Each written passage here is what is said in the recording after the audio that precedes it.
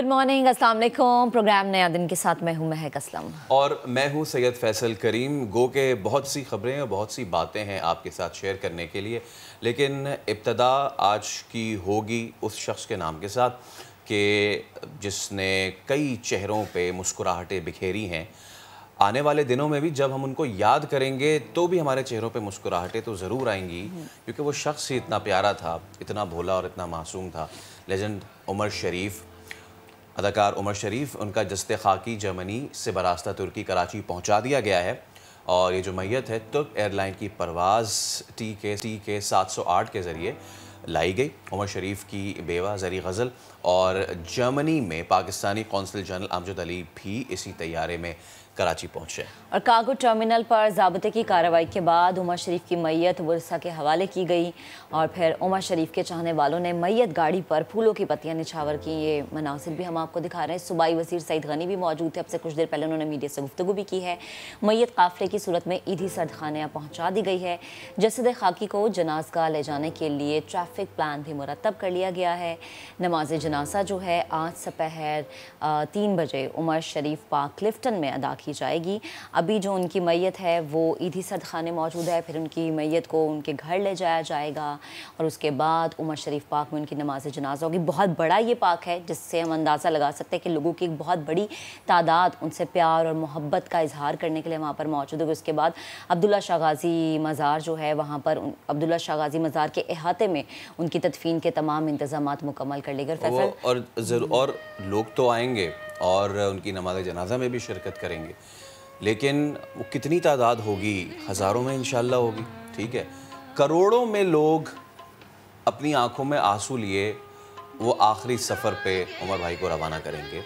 वो करोड़ों लोग के जिनके घर में कभी कोई स्ट्रेस हुआ करता था, उनकी ज़िंदगी में कोई परेशानी हुआ करती थी, उनके आपसी कोई रंजिश हुआ करती थी, तो उमर शरीफ साहब का शो, उमर शरीफ साहब की बातें, उमर शरीफ साहब के कहकहे और उनकी बातें, वो तमाम की तमाम तर उनकी परेशानियां गुल हो जाती थी।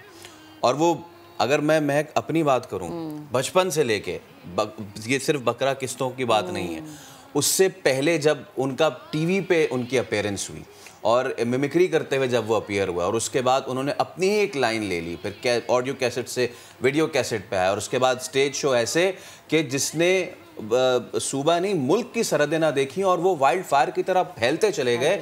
और ऐसा कि यहाँ पाकिस्तान क्या, भारत क्या, अमेरिका क्या, यूरोप, हर जगह सिर्फ एक नाम था उमर शरीफ। जब भी मिज़ा और ज़राफ़त की बात होती थी, वो तमाम की तमाम तर चीज़ें हमारे दिलों में नक्श रहेंगी हमेशा हमेशा। और जैसे हम बात करते हैं ना कि टीवी स्क्रीन्स पर हमने जब उन्हें देखा, और हम चाहे जिस मर्जी अपनी ज़िंदगी के फेस से गुजरे, उनकी बातें हमें कुछ वक्त के लिए जो है ना वो एक साइड पे ले जाते हैं। लेकिन जब आज उनकी तदफीन होगी तो जब हम जो टेलीविज़न पे उनके प्रोग्राम्स देखते थे, उनके ड्रामास देखते थे, वो यादें भी आज दफन हो जाएंगी। लेकिन ये जो खला पैदा हो गया ना फैसल, ये कभी पुर नहीं हो सकता। कहते यही है कि एक शख्स जाता है और दूसरा शख्स आ जाता है। शख्स जाता है, लेकिन उमर शरीफ शख्सियत का नाम नहीं, उमर शरीफ जज्बात का नाम था, इमोशंस का नाम था। उमर शरीफ एक शख्स नहीं, एक शख्सियत नहीं, एक इदारे का नाम था। और शख्स तो चला जाता है, इदारा बाकी रह जाता है और उस इदारे से उसके रहते हुए भी लोग इस्तिफादा करते हैं और उसके जाने के बाद भी लोग उस इदारे से सीखते रहते हैं, सीखते रहते हैं। और आज हमने देखा कि कितने लोग जो हैं उनसे सीख के अपना घर चला रहे हैं। और मैं जब कल इनकी प्रोफाइल देख रही थी तो एक दो इंटरव्यूज़ कुछ इनके मैंने पढ़े, उसमें बाकायदा कह रहे थे उमर भाई कि मुझे अगर अपनी ज़िंदगी में किसी चीज़ से बहुत डर लगता है ना तो वो कब्र है, क्योंकि जब आप कब्र में जाते हैं तो वो आपकी ज़िंदगी शुरू होती है जिसकी आपने तैयारी नहीं की होती। लेकिन उमर भाई की ज़िंदगी और जितने लोगों ने उनकी ज़िंदगी से सीखा और जितने लोगों को वो सिखा गए हैं ना, मुझे पर्सनली ये फ़ील होता है कि वो अपनी ज़िंदगी में ना जाने कितनी ऐसी नेकियां कमा गए हैं कि बग़ैर कहे, बग़ैर बताए, बग़ैर बयान किए ना जाने कितने घरों के चूल्हे वो चला रहे हैं। लोगों के चेहरों पे मुस्कुराहट बिखेरना एक नेकी है, और लोग उस मुस्कुराहट को याद करके फिर मुस्कुरा दें, इससे बढ़ के सदका जारिया क्या होगा। हमने आज स्टूडियोज़ में मदू भी किया है एक ऐसे शख्स को कि जिनका उमर भाई से बहुत अच्छा ताल्लुक़ था, बहुत गहरा ताल्लुक़ था। शहजाद रज़ा से भी हम बात करेंगे। शहजाद भाई अस्सलाम वालेकुम। सबसे पहले तो इससे पहले कि हम आपकी तरफ आएँ, हमारे रिपोर्टर हमें ज्वाइन कर चुके हैं, नुमाइंदे जो हैं रेहान अहमद, वो हमारे साथ मौजूद हैं। रेहान, बताइए सफ़र आखिरत की उनकी जो तैयारियां हैं वो पूरी कर ली गई हैं, कब उनका जस्द खाकी लाया गया और क्या कुछ हुआ, ज़रा पहले इस पे बात कर लेते हैं। जी, मैं गुलशन इकबाल में मौजूद हूँ, उमर शरीफ साहब की रहायशगाह के ऊपर। ये जो मेरे पीछे आप घर देख रहे हैं, ब्लॉक 3 गुलशन में ये घर है और यहाँ पे वो रहे। आखिरी हॉस्पिटल में एडमिट होने से पहले 3-4 महीने वो यहाँ पे रहे और फिर उसके बाद यहीं से आगा खान हॉस्पिटल जो है वो गए और यहाँ पे इंतज़ार हो रहा है मैयत की आमद का और मैयत को गौसल दिया जाए सराब गोट के सर्द खाने के अंदर। और आपने जो बात की उसी में मैं एक इजाफा करते हुए एक बात कहना चाह रहा हूँ। यहाँ पे लोगों की आमद-रफ़्त का सिलसिला जारी है, रिश्तेदार भी हैं, अवाम भी हैं, अहले मोहल्ला भी हैं। उमर शरीफ साहब जो हैं, मैं ये समझता हूँ, आपने कहा कि इदारे का नाम है, मैं समझता हूँ कि एक रिश्ते का नाम है जो इतने सालों में उस आदमी ने कायम किया। टेलीविज़न देखने वाले लाखों लोगों के साथ जो पूरी दुनिया में उर्दू समझते हैं, हिंदी समझते हैं और जो ये दोनों ज़बानें नहीं भी समझते वो भी उनके बारे में जानते हैं। तो ये एक ऐसा रिश्ता है जो अटूट है, ये कभी टूट नहीं सकता, ये हमेशा कायम रहेगा। और उसके अलावा ये कि उमर शरीफ साहब की मकबूलियत की वजह लोगों ने कहते हैं कि कॉमेडियन थे। मैं ये समझता हूँ कि सिर्फ कॉमेडियन नहीं थे बल्कि उमर शरीफ साहब एक ऐसे आदमी थे जिन्होंने आवाम के मसाइल की बात की। उनका कोई थिएटर प्ले, उनका कोई काम ऐसा नहीं था जिसमें मैसेज ना हो। यही वजह है कि जो आदमी आवाम की आवाज़ बनता है, उनकी बात को सामने तक पहुँचाता है, आगे तक पहुँचाता है, उनके मसाइल को उजागर करता है, वो उसके साथ जुड़ जाते हैं और ये एक ऐसा रिश्ता होता है जो उसके दुनिया से जाने के बाद भी कायम रहता है। यही वजह है कि पूरे शहर में, पूरे मुल्क में उनके लिए दुआ हुई है। पूरे शहर से लोग पूरे कराची से यहाँ पे पहुँचने की कोशिश कर रहे हैं। गली के बाहर उनको इंतज़ामिया की तरफ से रोका भी जा रहा है ताकि आउट ऑफ कंट्रोल ना हो जाए क्राउड, लेकिन उसके बावजूद लोग यहाँ पे आ रहे हैं और बाहर खड़े होकर अपने इस महबूब शख्सियत के घर की तरफ देख रहे हैं। एक ख़ास बात मैं आपसे ये कहना चाहूँगा कि 1.5 किलोमीटर का फासला है जनाजा गाह Umar Sharif park, block 2 Clifton, Ziauddin hospital के करीब ये जगह वाक़ है। वहाँ से अब्दुल्ला शाह गाज़ी का जो मज़ार है जहाँ पे तदफीन होगी 1.5 किलोमीटर का फासला है। लेकिन अंदाज़ा इंतज़ामिया का ये है, जो कल हमारी बात हुई है, कल हमने वहाँ पे जायज़ा लिया, सामा ने वहाँ पे कवरेज की, मालूम है कि 1.5 से 2 घंटे में ये 1.5 किलोमीटर का फासला तय हो पाएगा क्योंकि इतनी ज़्यादा शिद्दत होगी, लोगों की इतनी बड़ी तादाद होगी जो एम्बुलेंस के साथ चल रही होगी, जो उनकी एक झलक देखना चाह रहे होंगे, जो इस एहसास से गुजरना चाह रहे होंगे कि जिस एम्बुलेंस के साथ हम चल रहे हैं उसमें उमर शरीफ मौजूद है। वो उमर शरीफ जिसने उनकी बात की, जिसने उनके मसाइल, उनकी आवाज़ को आगे तक पहुँचाया। तो ये सूरत हाल है। मैयत का इंतज़ार हो रहा है। मैयत जैसे ही यहाँ पे आएगी 12 बजे तक का टाइम दिया गया है कि 12 बजे तक पहुँचेगी। उसके बाद आखिरी दीदार उनका होगा। आखिरी दफ़ा इस सबसे बड़े लेजेंड को लोग जो हैं खुदा हाफिज़ कहेंगे। यहाँ से ख़वातीन घर की हैं या रिश्तेदार हैं, उसके बाद फिर जनाज़ागाह की तरफ ये सफ़र शुरू होगा जो कि 3 बजे जनाजा जो है वहाँ पे पढ़ाया जाएगा। जी ठीक है रेहान, आपने तफ़सीलन हमें आगाह किया और जैसे जैसे आप गुफ्तगू कर रहे थे, यकीनन आपका भी बड़ा गहरा ताल्लुक़ रहा है शोबिज़ रिपोर्टिंग से इतने अरसे से, तो जो आपकी भी आवाज़ में जो अफसरदगी है उसको भी हमने महसूस किया। इसके अलावा हमारे जो दिल हैं, वो कहा ही जाता है कि हमारी जो ज़िम्मेदारी होती है ना महक, वो ये होती है कि हम ये काम करते हुए अपने जज्बात पे रखें, लेकिन शायद आज ये ना हो पाए हमसे, क्योंकि हमसे कराची, पाकिस्तान, ज़राफ़त की दुनिया का वो बेटा बिछड़ गया है कि जो कभी यहाँ बैठा करते थे, उनका समा से बड़ा अच्छा ताल्लुक़ रहा है। वो जब कभी बैठा करते थे तो आपको कभी नहीं ऐसा लगता था कि कोई सेलिब्रिटी आया है। वो ऐसा लगता था कि हम अपने किसी मोहल्ले में लालू खेत, गुलशन इकबाल, गुलिस्तान जौहर, नाज़माबाद में बैठे हैं किसी बार चाय के होटल पे और हमारा कोई दोस्त आया है हमसे मिलने, और आप उमर भाई से 100 मरतबा मिलें या वो पहली मरतबा मिलें, वो आपको ऐसे लगेगा कि वो आप उनसे 100वीं मरतबा मिल रहे हैं। हमारे साथ उमर भाई के बहुत ही देरीना साथी, उमर भाई के जो शुरू के अयाम थे स्टेज प्लेस के, उससे भी पहले के उनके दोस्त शहजाद रज़ा भाई हमें ज्वाइन कर चुके हैं और इसके अलावा मैम सलोमी भी हमें कुछ देर में ज्वाइन करेंगी। शहजाद भाई अस्सलाम वालेकुम सबसे पहले तो, और वालेकुम अस्सलाम। ऐसे ऐसे मौके पे कि जब कोई दुनिया से बिछड़ जाता है, वैसे ही हमारा कोई अजीज़ व क़रीब होता है, तो कितना मुश्किल हो रहा होता है हमें ये बताना कि हाँ ऐसे हो गया, ऐसे हो गया, ये हो गया। अब ऐसी शख्सियात जब चली जाएं कि जो हमारे लिए लेजेंड हों, आपके लिए वो एक दोस्त थे, आपके लिए वो सिर्फ़ एक फ़नकार नहीं थे। यहीं से बात का आगाज़ करते हैं कि उमर शरीफ साहब को एज़ अ दोस्त, एज़ अ फ़नकार किस तरह का पाया आपने? बिस्मिल्लाहिर्रहमानिर्रहीम।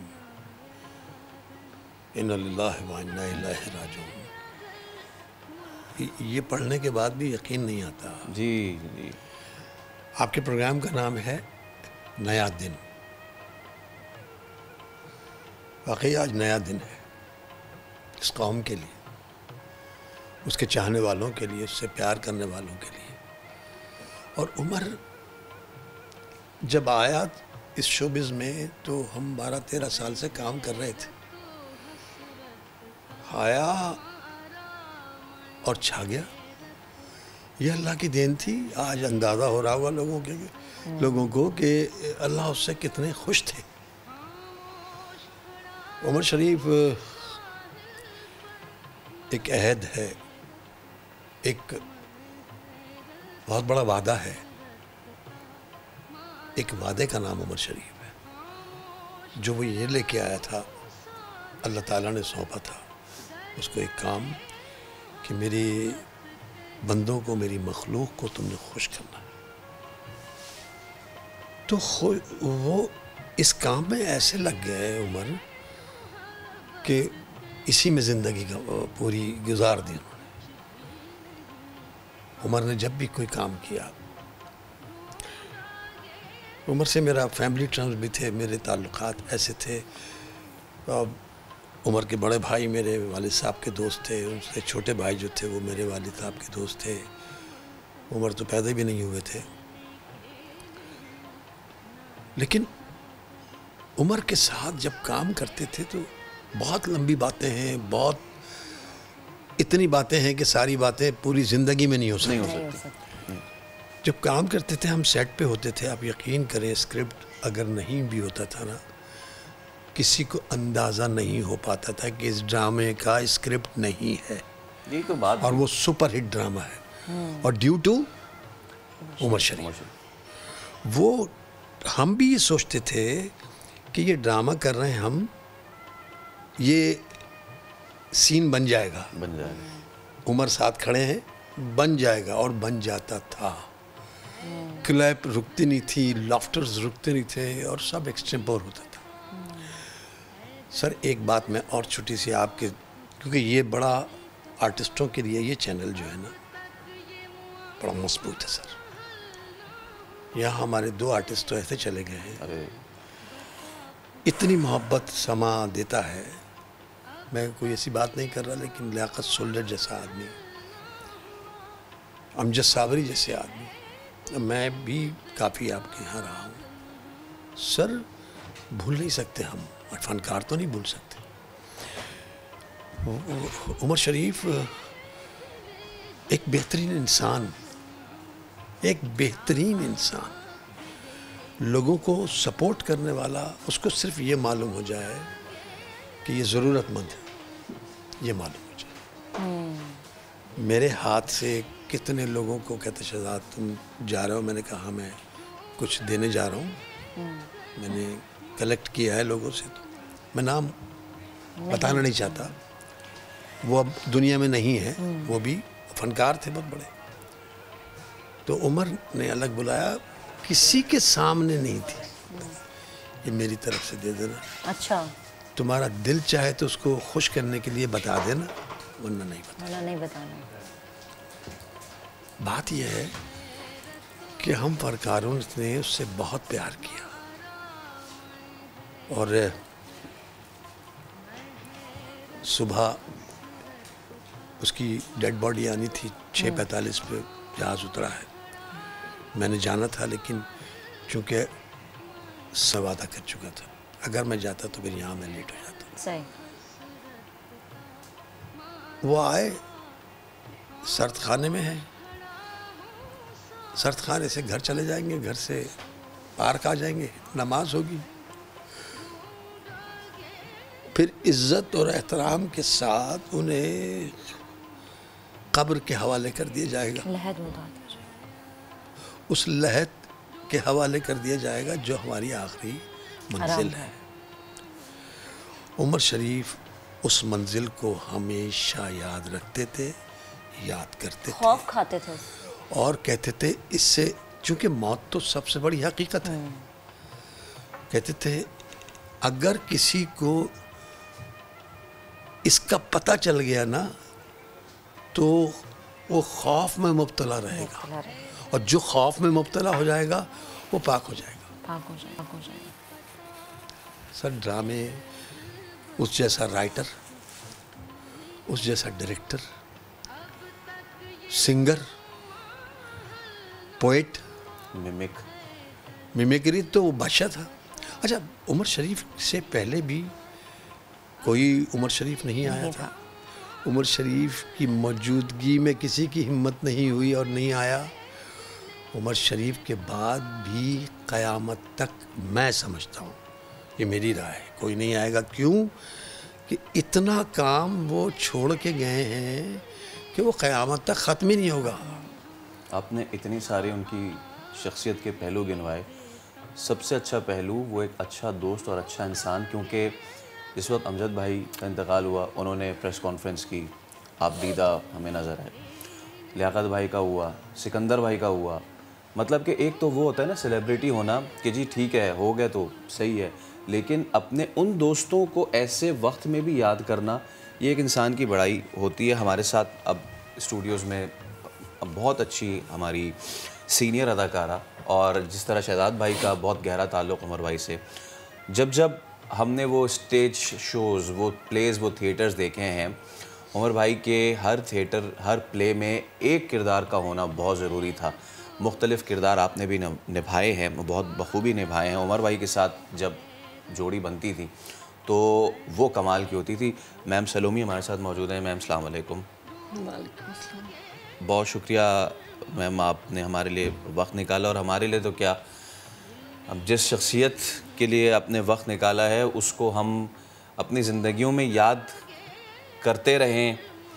उनकी बातों पे बेसाख्ता हमारे चेहरों पे मुस्कुराहट आती है। कितनी खुशनसीबी है कि हम बहुत सारे ऐसे लोग जो दुनिया से चले जाते हैं, वो शायद कोई नक्श भी नहीं छोड़ पाते, लेकिन एक ऐसा शख्स हमें छोड़ के गया है कि आज या आज के बाद भी जब बात करेंगे हमें अफसोस रहेगा, लेकिन साथ ही क्या ही सदका जारिया की बात है कि वो एक बात ज़रूर याद आएगी, यार उमर भाई ने एक डायलॉग बोला था, उबा उबा आओ कभी लालू खेत तो आओ। वो हमारे चेहरों पे मुस्कुराहटें भी छोड़ता हुआ जाएगा। इतना प्यारा शख्स मैम हमसे जुदा हो गया।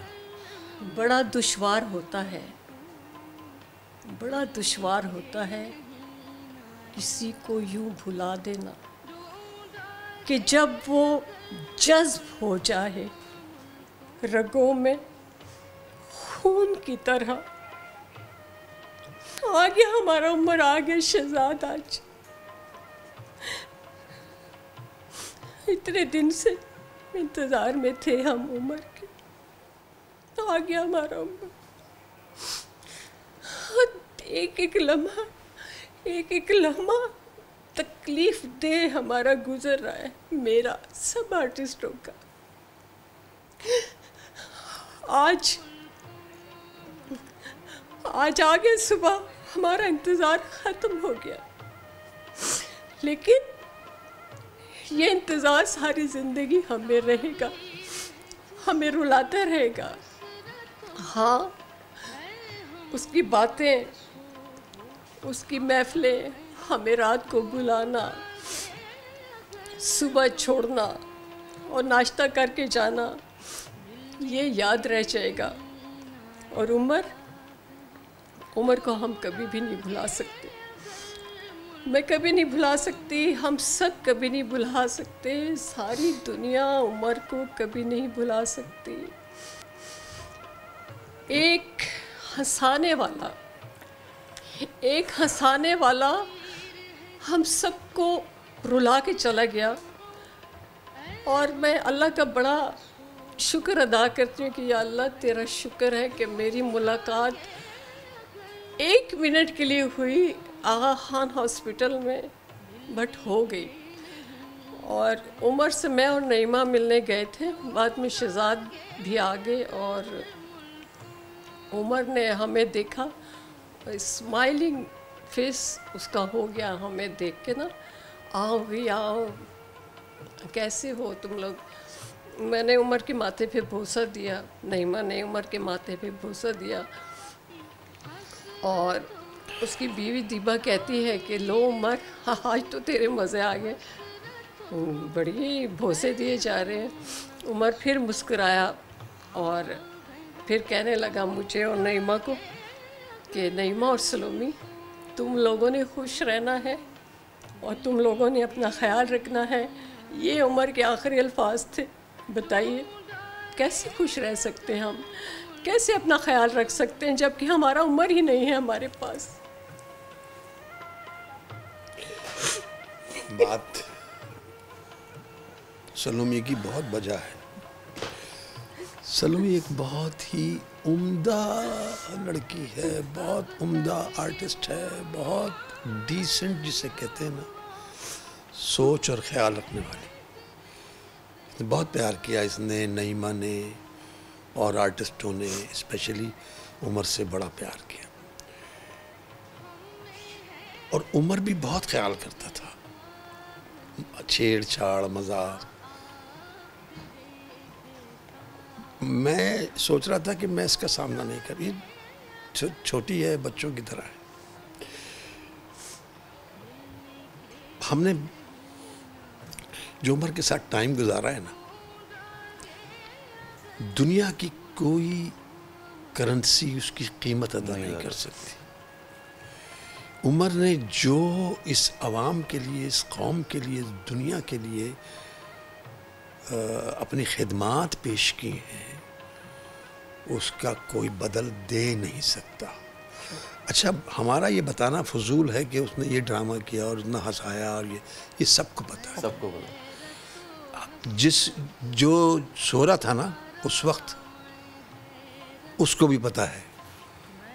जो बच्चा नया आया दुनिया में, अब उसको भी पता है। तो अब तो बच्चे मोबाइल जो यूज़ करते हैं ना, वो आप इतनी स्पीड से नहीं कर सकते जितना वो बच्चे करते हैं। वो खोलते हैं, उमर शरीफ के नाम पे खुलता है मोबाइल, उमर शरीफ के नाम पे चलता रहता है, बंद नहीं करते।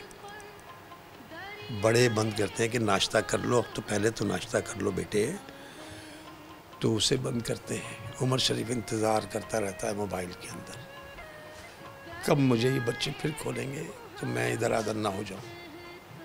उसने हर चीज़ का इतना ख्याल किया। एक दोस्त तमाम रिक्वायरमेंट पूरी नहीं कर सकता कभी भी। अल्लाह ने उसको इतना कुछ बख्शा था कि उसने तमाम, मेरी सलोमी मेरी बात को सेकंड करेगी, उसने पहले दोस्तों का ख्याल किया। पहले क्या ज़रूरत है, कोई प्रॉब्लम में तो नहीं है। अगर सलोमी ने या नईमा ने कह दिया कि सलमा ज़फ़र हैं जी सर, बड़ा काम किया उन्होंने, और लोगों ने, और आर्टिस्ट सब ने काम किया उनके साथ, लेकिन किसी को शिकायत नहीं। सबसे बड़ी बात ये, आज आप देखें जिस जगह उन्होंने अब घर बनाया है या उनके लिए बनाया गया है, वो नसीब ही नहीं है। वो नसीब नहीं है। बहुत बड़ी बुजुर्गान दीन की जो शख्सियत है, उसके उन्होंने अपने पास, यहाँ कहते हैं ना, जब जो बच्चा बहुत प्यारा होता है ना, उसको यूं बुला के यूं बिठाते हैं, आ जाओ बेटे मेरे पास, आ जाओ यहाँ। क्या आपको नहीं लगता कि ऐसे ही बुलाया गया उसको, आओ बेटा यहाँ आ जाओ। और अल्लाह ताला ने कहा जाओ भाई, बुला रहे हैं वो तो उससे उमर शरीफ से वैसे भी कोई नहीं जीत सका, अब भी कोई नहीं जीत सकेगा। और रूहानियत में तो बहुत आगे निकल चुके। जिसको दुआ दे दी, जी, आप यकीन नहीं करेंगे इस बात का, जिसको दुआ दे दी, हम इसलिए जानते हैं कि हमने फैमिली के साथ मिक्स रहना। जिसको दुआ दे दी, आप यकीन करें, कसम है उस रब की, वो पूरा हो गया। वो एक रूहानी कैफियत रख के एक रूहानी बहुत बड़े इंसान, हम उन्हें बाबा जानी कहते थे। उन्होंने एक बात की थी कि शहजाद साहब, वो खाली हाथ नहीं है, वो खाली हाथ नहीं है। वो आपको खाली हाथ लगते हैं ना, वो भरे हुए हैं। जिसको मुट्ठी बंद करके झोली में डाल दिया, झोली भर गई उसकी। ये एक आर्टिस्ट की बात कर रहा हूँ मैं, किसी पीर की आलम की नहीं बात। अल्लाह उसकी मग़फ़िरत करे, आमीन आमीन। उसके घर वालों को सब्र दे। अच्छा, एक बात और करना चाहता हूँ मैं, ऐसे वक्त पे अच्छी बात करने वाले, उसके लिए इसको सपोर्ट करने वाले, उसकी मदद करने वाले, उसकी फैमिली की मदद पैसे से ही नहीं होती है जी हाँ, अच्छे लफ्ज़ों से भी होती है। सबसे पहले तो उसने कभी भी किसी से यूँ नहीं किया, उमर का हाथ रहा ही यूँ है, चाहे उसका वक्त कोई सा भी हो। लालू खेत में रहता था तब भी उसका हाथ यूँ रहा है। उसको रोने वाले वो लोग जिसको वो देता था ना, खैर उसने रिक्वेस्ट की कि मुझे जाना है इलाज के लिए, मैं जा नहीं सकूँगा, जो पोजीशन है इतनी जल्दी वीज़ा नहीं मिलेगा मुझे। इमरान खान साहब से मैं सलाम करता हूँ, इमरान खान को, उन्होंने उसको ओबे किया, उसको जो रिक्वायरमेंट थी, जो चीज़ें वीज़ा लगाने में की। मैं सिंध गवर्नमेंट का शुक्रिया अदा करता हूँ, हमें बड़ा हौसला हुआ है। बिल्कुल। अच्छा, एक शख्सियत ऐसी है जिनसे मेरी 40 साल पुरानी दोस्ती है, आर्ट्स काउंसिल के सदर हैं अहमद शाह सर। मैंने ऐसा आदमी शायद कोई देखा हो, मुझे याद ना हो, लेकिन अहमद शाह को कोई नहीं भूल सकते और ना भूलेंगे। अहमद शाह हर आर्टिस्ट के लिए ऐसे खड़े हो जाते हैं, ज़रूरत के वक्त बहुत कुछ करते हैं। और जब उमर की बात आई, बहुत प्यार करते थे उमर से, तो उनकी बड़ी एफर्ट्स शामिल हैं। गवर्नमेंट, सिंध गवर्नमेंट के साथ मिलके अहमद शाह साहब ने जो बच्चों से प्यार किया, उमर के जवाद और फवाद जी, बेटी तो जिससे बहुत प्यार करता था वो तो चली गई। बेटी से सुबह उठ के 1 घंटा कम से कम बात करना उसका नाश्ता था। तो मैं सलाम करता हूँ इन तमाम लोगों को जिन्होंने हमारी लाज रखी, उमर की लाज रखी और अपनी तमाम खिदमात उमर के लिए मख्तस कर दी। देखिए शहजाद, उमर ने तो सभी लोगों की लाज रखी, पाकिस्तान की लाज रखी। ऑब्वियसली हमारे साथ जितने भी आर्टिस्ट थे उनके सरों पे हाथ रखते थे, जूनियर्स जो भी आते थे। और उसके अलावा आप भी देखते थे, हम भी देखते थे कि स्टेज के पीछे मुस्तैक लोग काफ़ी आते रहते थे और उमर का हाथ यूँ रहता था। उमर ने कभी किसी को इनकार नहीं किया। राइट। और बहुत अच्छा रहा उमर के साथ, हमारा दौर बहुत अच्छा रहा। उमर जो है हमारे मुल्क का बहुत बड़ा लॉस हो गया, पूरी दुनिया का लॉस हो गया, लेकिन पाकिस्तान का इतना बड़ा लॉस हुआ है कि मैं नहीं मान सकती कि दूसरा उमर आएगा। नहीं, उमर एक था, उमर एक है, उमर एक रहेगा। मैम चलो, मैं एक बात मैं कहना चाहता हूँ जी। सबसे बड़ा हमारा ड्रॉबैक क्या है? हमारे यहाँ बड़ा बड़ा लेजेंड मौजूद है, किसी भी हवाले से, किसी भी शोबे में बड़ा बड़ा। शोबिज़ में उमर से बड़ा कोई लेजेंड है न था न आएगा। सर, मैं एक बात पूछना चाहता हूँ, मैं रिक्वेस्ट करना चाहता हूँ गवर्नमेंट से, बड़े लोगों से, आने वाली जो गवर्नमेंट होगी उससे भी और जो काम कर रही है उससे भी, कि अपने बड़ों को बचाने के लिए अल्लाह तो है, आपने क्या किया, क्या रखा है? कोई डॉक्टर ऐसा नहीं है जो उसे जाना ना पड़ता, कोई कोई नहीं है, कोई अस्पताल ऐसा नहीं बना और कि जो ये देखें शहजाद भाई और मैम सलोमी, क्योंकि अब इख्तिताम तक हम आ रहे हैं, एक के बाद एक जो हमारे आसमान थे ज़मीन उनको खाती जा रही है। अभी हमारे ज़ख्म हरई थे मोइन अख्तर साहब के, फिर लहरी साहब हमें उदास कर गए। अभी हम लहरी साहब को रो रहे थे कि लियाकत सोल्जर और सिकंदर सनम चले गए। शिरानी साहब जिनका बड़ा आइकॉनिक रोल था वो चले गए, सीनियर थे। और बिल्कुल, और उसके बाद अब उमर भाई। सर ये बीच में तलत इकबाल साहब, तलत इकबाल साहब, one of the finest artist. Talat Iqbal साहब, फिर अमानुल्लाह अमजद साबरी साहब, बब्बू बराल साहब, बब्बू बराल अमजद साबरी भाई। तो ये जिन जिन के नाम लिए हैं मैम सलोमी, ऐसा नहीं लगता था कि आप इनके साथ बैठे हैं तो कोई बहुत गर्दन में सरिये वाले सेलिब्रिटी आए हैं। ऐसा लगता था कि आपके बड़े भाई, आपके बुजुर्ग बैठे हैं, आपकी फैमिली का हिस्सा बैठे हैं। हम लोग थे, मैं अभी भी हैं। बिल्कुल, मैं आखिरी आप लोगों से कमेंट्स चाहूँगा उमर भाई के साथ। जाहिर सी बात है, जो आप लोगों के दिन गुजरे हैं उनका तो कोई नेमल बदल है ही नहीं।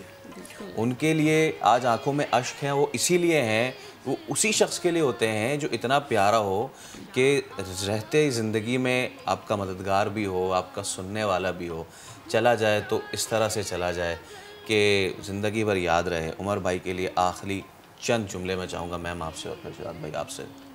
उमर, मैं यही कह रही हूँ और सब चैनल्स पे यही कह रही हूँ कि उमर जो था ना, मेरे जिस्म का हिस्सा था और वो हिस्सा मुझसे अलग हो गया और वो अलग ही हो गया। और उसकी यादें, उसकी बातें, उसका हंसाना, हमें वो लम्हात मैं जब तक हयात हूँ मैं नहीं भूल सकती। मैं सल्यूट करती हूँ उमर को। I love you Umar, I miss you. Shahzad भाई आप। सलोमी ने वही अल्फाज कहे जो हम सब का जहन कहता है हम सब, लेकिन मैं एक छोटी सी बात ही करूँगा कि मैं ये नहीं कहूँगा कि उमर बिछड़ गया। उमर मेरे साथ है, आज भी, अभी भी बैठा होगा ये। उमर साथ है, मेरे साथ है, मेरे साथ रहेगा। और मैं उससे उम्र में भी बड़ा था। वो शोबिस में जो काम कर रहे थे उसमें भी मैंने ज़्यादा दिन गुजारे थे पहले से। उसके बादशाहत उसने की, बादशाहत उसने की। और ये वो बादशाह है कि जो कभी भी अपनी कुर्सी से नहीं उतरेगा। वो मेरे साथ है, हम सब के साथ है हर वक्त और रहेगा बेशक। और हमारे साथ रहेंगे उमर भाई, उनकी यादें, उनकी बातें। बहुत शुक्रिया शहजाद भाई और मैम सलोमी, आप आए। जो गम है वो यकीनन लफ्ज़ में पिरोया नहीं जा सकता, लेकिन सिर्फ इन चंद चीज़ों के साथ हम ख़त्म करेंगे इस चीज़ को। बिछड़ा कुछ इस अदा से कि रुत बदल गई, एक शख्स सारे शहर को वीरान कर दिया। उमर भाई के लिए नेक तमन्नाएं हैं। हम एक ब्रेक ले रहे हैं, ब्रेक के उस पर हाजिर होंगे, मज़ीद गुफ्तगू करेंगे। हमारे साथ मिलने के नहीं नायाब ढूंढोगे अगर मुल्कों मुल्कों।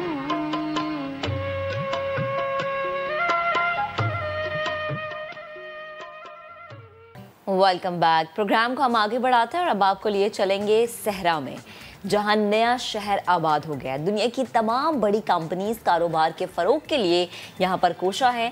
हम बात कर रहे हैं किसी और जगह की नहीं बल्कि दुबई एक्सपो की। दुबई एक्सपो की तारीख में पहली मरतबा ऐसा हुआ है कि पाकिस्तान एक्सपो 2020 के दौरान 7000 साल पुरानी तहजीब की अब नुमाइश भी की जा रही है। और पाकिस्तान पवेलियन जो पूरी दुनिया की तवज्जो का मरकज़ बना हुआ है, इस पवेलियन पर 28.72 मिलियन डॉलर्स लागत आई है। इस नुमाइशगाह का नाम पाकिस्तान का पोशीदा ख़जाना रखा गया और बहुत से जो फॉरेनर्स वहाँ आ रहे हैं उसमें बहुत ज़्यादा दिलचस्पी दिखा रहे हैं। हम मज़ीद बात करेंगे दुबई में मौजूद नुमाइंदा समा अब्दुर्रहमान रज़ा से।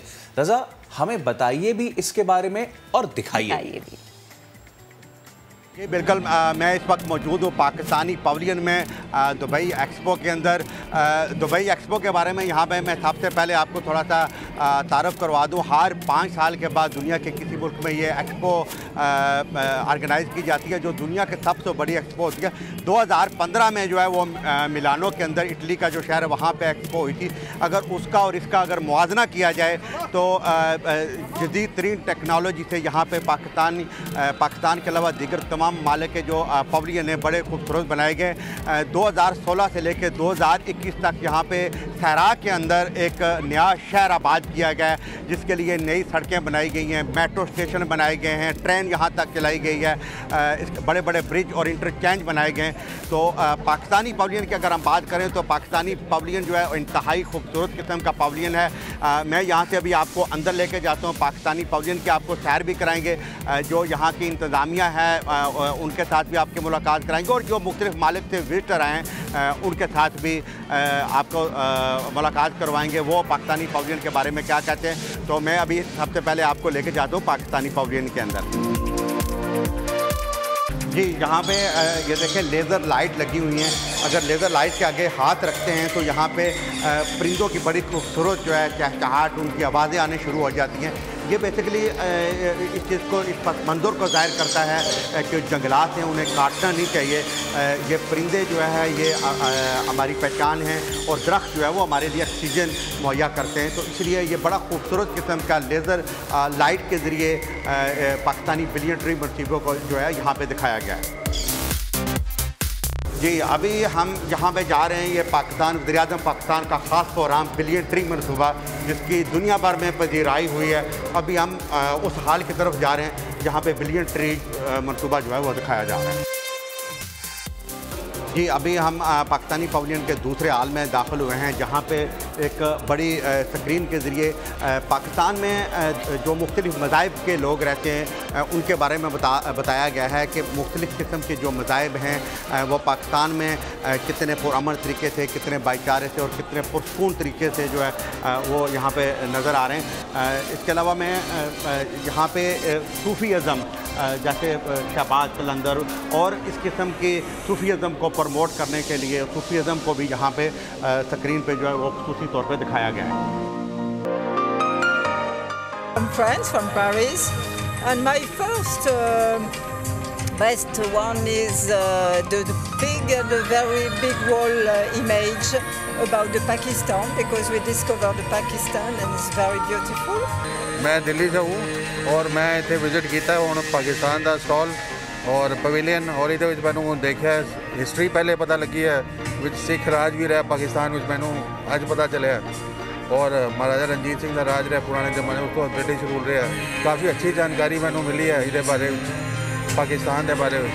जी, पाकिस्तानी पवेलियन के अंदर ये जो कश्ती आपको नज़र आ रही है, सबसे पहले हम इस हाल में दाखिल हुए हैं। ये कश्ती की सबसे ख़ास बात यह है कि ये हैंडमेड कश्ती है, और पाकिस्तान सखर सिंध के हुनरमंदों ने इसको तैयार किया है, जो यहाँ पे पाकिस्तानी पवेलियन में इसको पेश किया जाए, जो यहाँ पे टूरिस्ट ऐसे देखते हैं। इसके साथ साथ मैं बताता हूँ, मेरी राइट साइड पे और लेफ़्ट साइड पे बड़ी बड़ी स्क्रीन लगी हैं। इनमें पाकिस्तान ट्रैवल एंड टूरिज़म के हवाले से और दुनिया भर में जो देखने वाले हैं उनको पाकिस्तान की खूबसूरती, पाकिस्तान के ग्लेशियर, पाकिस्तान के सहरा, पाकिस्तान के पहाड़, पाकिस्तान के दरिया और खूबसूरत एरिया जो हैं वो इन स्क्रीनों पे दिखाए जा रहे हैं, ताकि यहाँ पे लोग बैठ के वो पाकिस्तान की खूबसूरती को बड़ी बड़ी स्क्रीनों पे देखते हैं।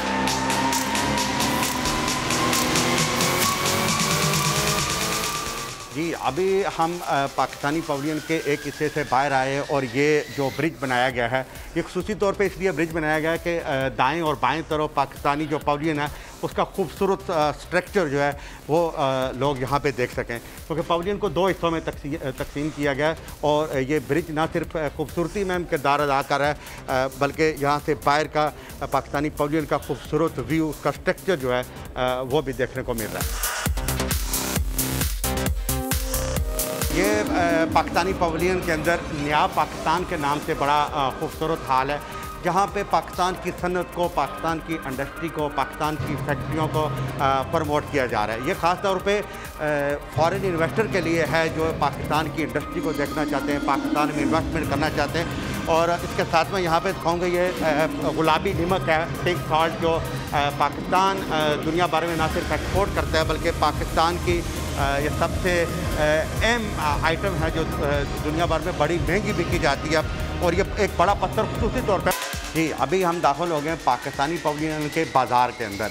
ये खुसूसी तौर पे बाज़ार बनाया गया है जिसके अंदर 40 पाकिस्तान की बड़ी अहम जो मसनूआत हैं हैंडी क्राफ्ट के ज़रिए उनको यहाँ पे दिखाया जा रहा है। और ना सिर्फ हमारे कल्चर को उजागर किया जा रहा है बल्कि पाकिस्तान की जो हैंडमेड बनाने वाले लोग हैं, हुनरमंद हैं, उनकी हौसला अफजाई भी इससे की जाती है। और ये बड़ी खूबसूरत किस्म की प्रोडक्ट हैं जो अक्सर हम देखते रहते हैं। उनके ऊपर बहुत ही खूबसूरत किस्म की दस्तकारी की गई है।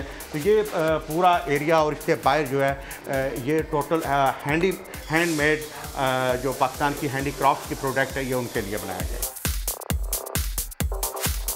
जी अभी पाकिस्तानी पवेलियन के आखिरी हिस्से में दी ढाबा में पहुंच चुके हैं जहां पे पाकिस्तान का लोकल कल्चर दिखाया जा रहा है, पाकिस्तान के देसी खाने और पाकिस्तान के जो कौमी खाने हैं। और इस वक्त ये महीना जो है वो बलोचिस्तान का है। पूरा महीना आपको यहाँ पे बलोची खाने मिलेंगे, उससे अगले महीने में पंजाब के मिलेंगे, इसी तरीके से KP के, गिलगित बल्तिस्तान, और एक एक महीना जो है वो तमाम सूबों को दिया गया। अभी आपको लेके चलते हैं ढाबे के अंदर जहाँ पे ना सिर्फ पाकिस्तानी बल्कि गैर ममालिक के जो लोग हैं वो भी बड़े शौक़ से पाकिस्तानी जो है वो खाना खा रहे हैं। और उस टाइम पे रेस्टोरेंट जो है वो इस तक फुल भरा हुआ है। तो इस वक्त हम लोग दुबई एक्सपो 2020 में पाकिस्तान पवेलियन में बैठे हुए हैं ढाबा रेस्टोरेंट पे, and the tea is fantastic and the food is really amazing. We ordered Balochistani food here and it's amazing.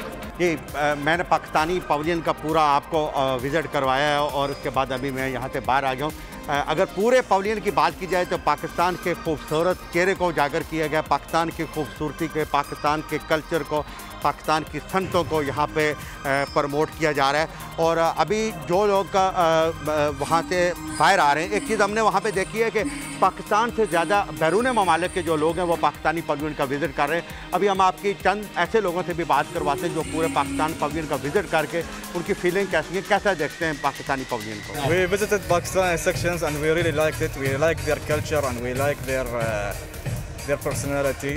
And thank you for being here in UAE. यहाँ पर हम टूरिज़म को और इन्वेस्टमेंट को और ट्रेड को प्रमोट करने की हमारी ख्वाहिश है। इसके अलावा हम लोग कोशिश कर रहे हैं कि टूरिज़म में जो प्राइम मिनिस्टर का विज़न है टूरिज़म जोन्स में इन्वेस्टमेंट लाने का, ख़ास तौर पे हमारा फोकस उसके ऊपर है।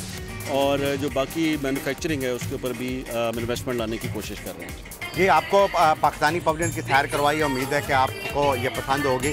पाकिस्तानी पवेलियन में जो चीज़ें दिखाई जा रही हैं, जो टूरिज़म की इंडस्ट्री और बाकी जितनी भी चीज़ें दिखाई जा रही हैं, ये पाकिस्तान का एक बड़ा मस्बत चेहरा जो दुनिया भर के लोग जो हैं वो यहाँ से देख रहे हो। ख़ास तौर पे हमने ये चीज़ नोट की है कि पाकिस्तानी पवेलियन में ज़्यादा लोग जो है वो बैरून ममालिक से, ख़ास करके यूरोपीय लोग कि अगर आप भी UAE में मुकीम हैं या पाकिस्तान से आना चाहते हैं तो पाकिस्तानी पवेलियन की सैर ज़रूर कीजिएगा।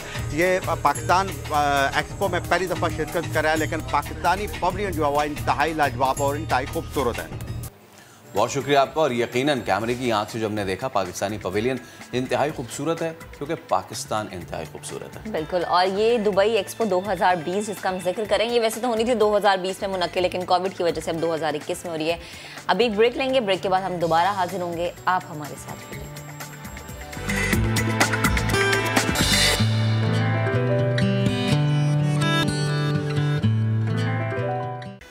तो घरों में कोई तकरीबात होती है तो आप ऑर्डर देते हैं, खाना बन के आता है, और अगर मज़ेदार खाना आपने बनवाना होता है तो अच्छे अच्छे केटरर्स को देते हैं। लेकिन अब ये काम कौन कर रहा है भला? बस 18 साल ईशा।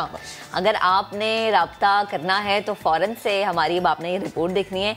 ईशा खानों की लजीज देगे तैयार करती हैं और ऐसी देगे होती हैं कि सब उंगलियां चाटते रह जाते हैं। देगे तैयार करने वाली मुनफरिद लड़की जिसकी उम्र सिर्फ है 18 साल और वो कैसे इतना सारा काम कर लेती है? वो हमारे नुमाइंदे शहजाद अहमद हैं, उनके पास ही मौजूद हैं। शहजाद बताइए।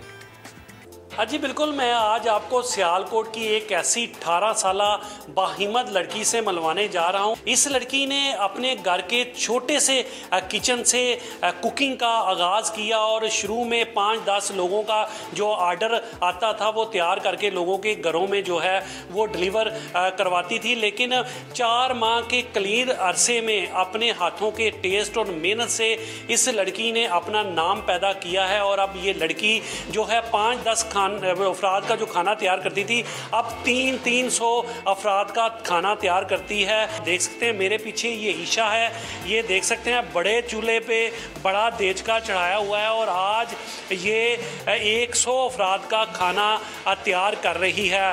बिरयानी जो है, तहदा बिरयानी जो है वो तैयार की जा रही है। हम ईशा से ही बात करते हैं। ईशा, आप हमें ये बताओ कि किचन की हंडिया से देग तक का सफ़र कैसा रहा आपका? सफ़र अल्हम्दुलिल्लाह बहुत अच्छा रहा, लेकिन मुश्किल भी था। लेकिन जो चीज़ करने का अज़म उठा लिया जाए वो मुश्किल नहीं होती। तो मुश्किलात तो काफ़ी आई, लेकिन ये कि मैंने हिम्मत से काम लिया। मेरी फैमिली की सपोर्ट थी और मेरे साथ मेरी फैमिली की बहुत दुआएं थी और मैंने अल्लाह ताला से हर चीज़ मांगी और अल्लाह ताला ने मुझे आज इस मुकाम पे ले आए। कितनी डिशें आप बना लेते? मैं हर चीज़, चाइनीज़, पाकिस्तानी, कॉन्टिनेंटल, उसके बाद देगे, हर किस्म की देगे बना लेती हूँ। कितने आपको ऑर्डर्स आ रहे? डिपेंड करता है कि कितने ऑर्डर्स नसीब में लिखे हुए हैं। लेकिन ये है कि कभी कभी तो डेली होते हैं, कभी कभी वीकली एक होता है, तो वो डिपेंड करता है कि जो नसीब में है वो आना होता है। आप साथ स्टडी भी करती हैं? जी, मैंने भी सेकेंड ईयर के पेपर दिए। अब इंशाल्लाह आगे से वर्चुअल यूनिवर्सिटी में भी ऑनर्स में एडमिशन लूँगी। आपका मकसद है कि घर में रह के स्टडी भी की जाए और इनकम का सोर्स भी जो है पैदा करें? जी जी, मेरा पैशन था तो उसको मैंने प्रोफेशन बना लिया एज अ बिज़नेस, क्योंकि हम लोग 5 बहनें थी, मुझे कुछ करना था। हालांकि देखा जाए तो मैं इतनी वो नहीं थी, शरारती बच्चा थी, वो मस्तियाँ करने वाला, हर एक को तंग करने वाला। कोई यकीन नहीं था कर सकता कि मैं बिज़नेस करूँगी। तो फिर अचानक मैंने फिर ऐसे ही बिज़नेस ऐसे सोचा कि मामा की फ्रेंड ने कहा कि एज अ बिज़नेस स्टार्ट करो इसे। मजाक में फ्लेक्सेस बनवाए तो वो अल्हम्दुलिल्लाह काफ़ी अच्छा रिस्पांस। उसके बाद मैं ऐसी लड़की हूँ, मैं कहती हूँ हर दुनिया का अनोखा काम करूँ मैं, और अनोखा काम करके उसको बस सीधा करूँ। तो मैंने कहा दुनिया की, मतलब अभी पाकिस्तान की कोई लड़की देगे नहीं बना रही, मैं देगे बनाती हूँ। तो देगे बनाने स्टार्ट कर दिया, अल्हम्दुलिल्लाह काफ़ी अच्छा रिस्पांस है। तो ये है कि मुझे अपने घर को भी सपोर्ट करना था, क्योंकि बाबा बीमार हैं और फिर उनकी बैक में थोड़ा मसला है, तो फिर मुझे अपने घर को लेकर चलना था। तो 2 सिस्टर्स की शादी हो गई, तो उसके बाद मैं थी, मुझे अपनी स्टडी के साथ साथ इसको भी कंटिन्यू रखना था। आपका दिल नहीं चाहता कि आप भी टीवी देखें, मोबाइल पे लगी रहें, रेस्ट करें, आप सारा दिन काम करें? जब ऑर्डर्स होते हैं ना, तो मैं आपको सही बताऊं कि सुबह उठना बड़ा मुश्किल होता है। कि जैसे आज मैंने ऑर्डर था तो सुबह 7 बजे उठना था, मैंने अपना यूट्यूब चैनल भी देखना होता है, तो रात को उसकी पूरी रात एडिटिंग चलती है, उसको फिर अपलोडिंग करना होता है। तो जब सुबह 7 बजे मेरे लिए उठना होता है, फिर मैं कहती हूँ अल्लाह ताला ये छुट्टियाँ हैं और सारे इंजॉय कर रहे हैं, कोई सोया हुआ है, कोई कुछ कर रहा है, लेकिन जब कुछ पाने के लिए कुछ खोना पड़ता है। कैसा खानों का रिस्पांस रहा? अल्हम्दुलिल्लाह कि खाने का जब ऑर्डर जाता है ना, जब तक वो उनका मैसेज नहीं ना आता कि ऑर्डर कैसे, मेरी जान अटकी हुई होती है कि मुझे बताएं। तो अल्हम्दुलिल्लाह आज तक जितने ऑर्डर्स बनाए हैं अल्हम्दुलिल्लाह अच्छे बने हैं। जी, आप बहुत अच्छा खाना बनाती हैं। मैं आज आपके साथ खाना बनाता हूँ। आप ऐसे करते हैं कि मैं ईशा बन जाता हूँ, आप शहजाद बन जाए, ठीक है? ये आप माइक पकड़ें, आप इधर आएँ, मैं इधर आता हूँ, ये माइक आप संभालें। मुझे आपने बताते जाना है कि मैंने इसमें क्या क्या डाला। ठीक है? और मैं ये आप शुरू करें। आप क्या डालेंगे सबसे पहले? इसके अंदर सबसे पहले आप प्याज डालें। ठीक। ऑयल हमने गर्म होने के लिए रख दिया था पहले। कैसा लग रहा है? देखिए जी, ये बड़ा यूनिक एक्सपीरियंस जो है ये मुझे हुआ है। रिपोर्टिंग करना भी आसान नहीं है, लेकिन मैं देख रहा हूँ कि खाना बनाना भी आसान नहीं है। आप देख सकते हैं मेरी आंखों में जो है वो पानी जो है आ गया। यहाँ पे काफ़ी ज़्यादा हीट है, मेरा ख्याल अब कलर निकलना शुरू हो गया। थोड़ा सा और करेंगे भैया। थोड़ा सा और करेंगे जी। और इसके बाद जो है हम नेक्स्ट क्या डालेंगे इसमें? इसके अंदर हम लहसुन अदरक का पेस्ट डालेंगे। अच्छा, लहसुन अदरक का पेस्ट डालेंगे। और अब हम लहसुन अदरक का पेस्ट जो है वो डालने लगे हैं जी। ये देखें, ये 7 हरी मिर्चें हैं और 4 लहसुन अदरक का जो है वो पेस्ट हमने इसमें डाल दिया। ठीक है जी।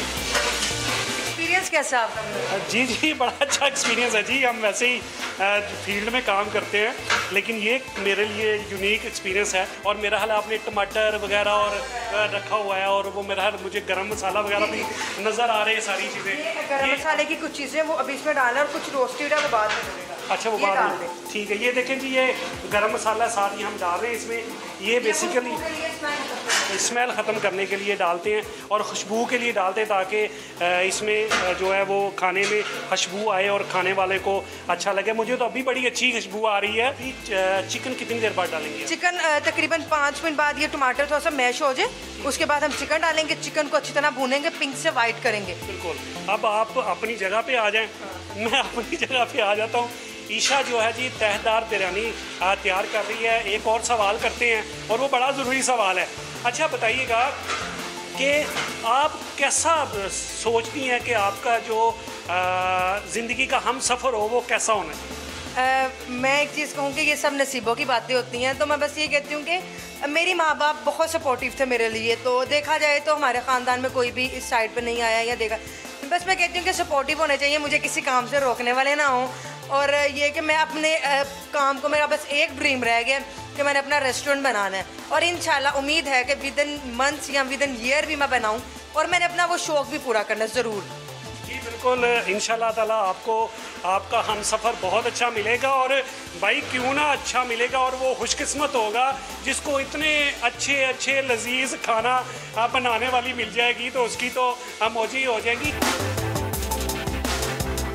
शहजाद जब बना ली थी तो केक और इंतजाम कर लेते, पार्सल के थ्रू यहाँ भिजवा ही देते। भिजवा देते, क्योंकि हमें सुबह के वक्त बहुत ज़्यादा भूख लगती है। हमें हर वक्त लगती है, हमें हर वक्त लगती है। तो अगर आप शहजाद यकीनन अभी तो सुन भी रहे होंगे, देख भी रहे होंगे, तो पार्सल भिजवा दीजिएगा।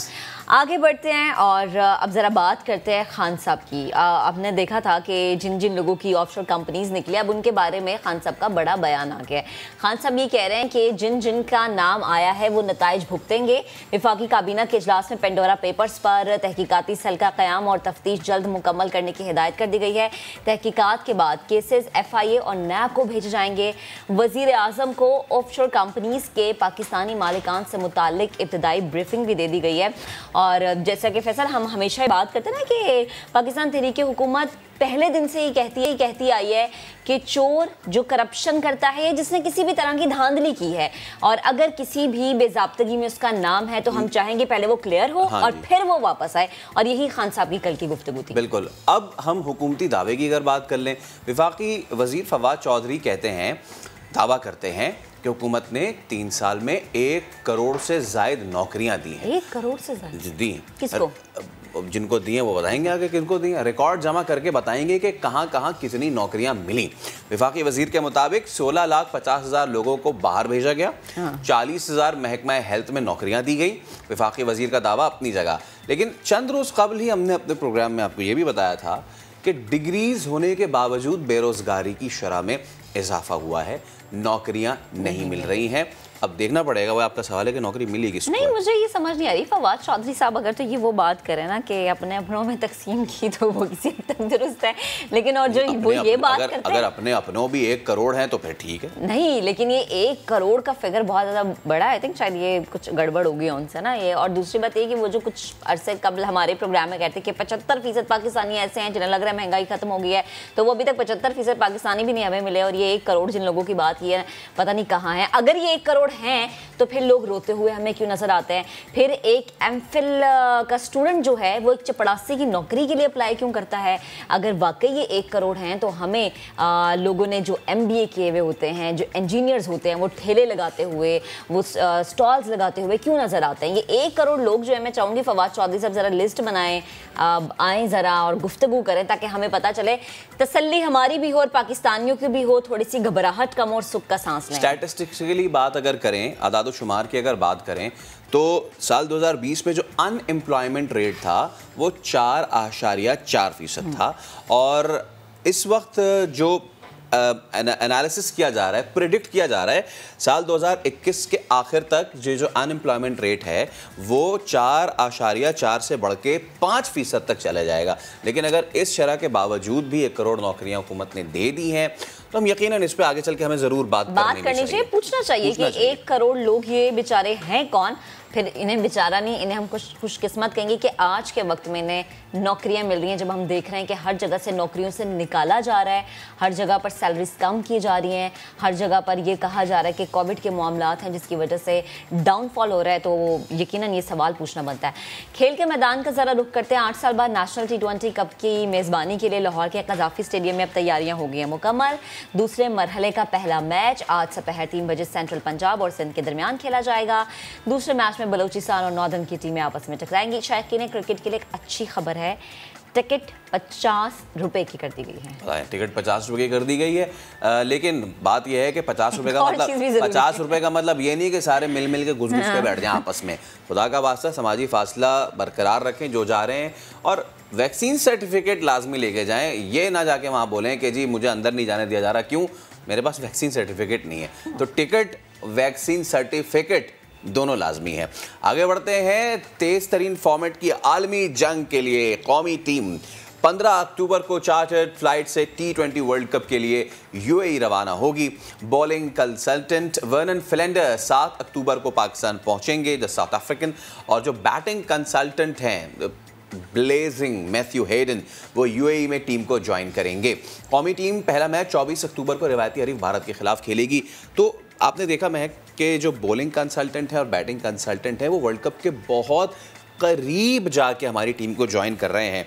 हमें इस पे लाजमी एक बात करनी चाहिए आगे चल के, या फिर कल या आने वाले दिनों में, स्पोर्ट्स एनालिस्ट उनका तज्जिया लेना वर्ल्ड कप से इतना करीब जब ये जो कंसल्टेंट्स हैं ज्वाइन करेंगे टीम को, तो उनका वर्क मैकेनिज्म क्या होगा, वो किस तरीके से टीम से जेल इन होंगे, इस सब पे बात करेंगे। आगे बढ़ते हैं।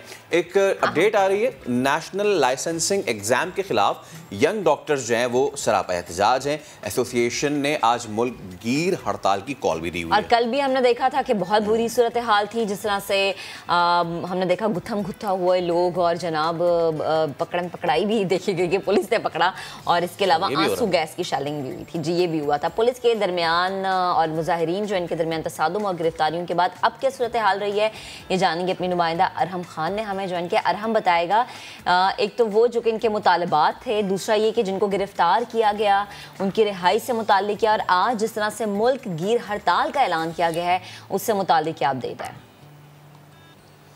महक, कल एक बहुत ही नाखुशगवार वाक़या पेश आया मेडिकल कमीशन के बाहर। वहाँ पर जो यंग डॉक्टर्स थे वो सरापा एहतजाज थे नेशनल लाइसेंसिंग एग्ज़ाम के ख़िलाफ़। अब ये मामला कुछ इस तरह से है कि डॉक्टर्स ये कहते हैं कि हम 5 साल पढ़े हैं और उसके बाद फिर हमें NLE दें और फिर हमें डॉक्टर कहलाया जाएगा। तो पहले ही हमारे इतने टेस्ट होते हैं, इतनी हम कठिन एक सफ़र काट के MBBS करके या जो डेंटल हम वो पढ़ते हैं, और उसके बाद भी हम NLE देंगे। तो इसके ख़िलाफ़ जो डॉक्टर्स थे, यंग डॉक्टर, वो सरापा एहतजाज थे। KP से भी यहाँ पर एसोसिएशन आई हुई थी, पंजाब से भी एसोसिएशन आई हुई थी, और इस्लामाबाद की जो यंग डॉक्टर्स एसोसिएशन है वो भी PMC के बाहर मौजूद थी। एकदम से जो डॉक्टर्स का सब्र का पैमाना लबरेज हुआ, उन्हें ये लगा कि हमारे मुतालबा तस्लीम नहीं किए जा रहे। वहाँ पर भी हमें कुछ धड़ाबंदी नजर आई यंग डॉक्टर्स के दरमियान, क्योंकि एक जो डॉक्टर्स का ग्रोह था वो मुज़ाकरात के लिए जा चुके थे, लेकिन जो दूसरा ग्रोह था उन्होंने धावा बोल दिया PMC की बिल्डिंग के अंदर। जैसे ही उन्होंने PMC की बिल्डिंग के अंदर जाने की कोशिश की, वहाँ पर पुलिस एहलकार मौजूद थे और उन्होंने बगैर कोई सोचे समझे शेलिंग शुरू कर दी।